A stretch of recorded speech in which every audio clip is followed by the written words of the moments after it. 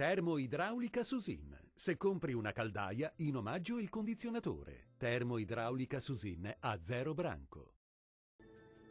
Ben ritrovati a un nuovo aggiornamento meteo. Poche novità rispetto ai giorni scorsi. L'ultimo giorno del 2017 trascorrerà all'insegna di un tempo asciutto e stabile sulle nostre regioni.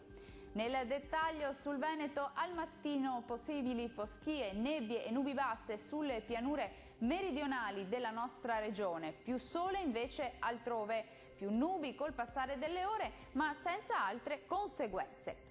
Le temperature massime saranno comprese tra 4 e 7 gradi, valori minimi tra meno 3 e 0 gradi circa. Spostiamoci ora a vedere la situazione del Friuli Venezia Giulia. Anche qui più sole al mattino, poi via via aumentano le nubi un po' ovunque, con cielo spesso coperto, ma sempre senza fenomeni degni di nota. Qualche debole piovasco sarà possibile in nottata. Temperature massime tra 6 e 9 gradi, minime tra meno 2 e più 2 gradi.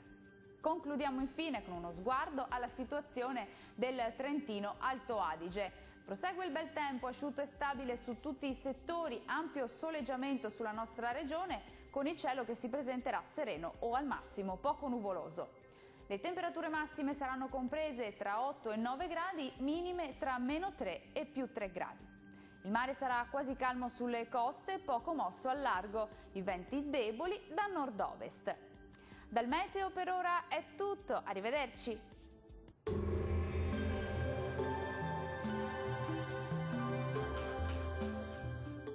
Termoidraulica Susin. Se compri una caldaia, in omaggio il condizionatore. Termoidraulica Susin a 0 branco.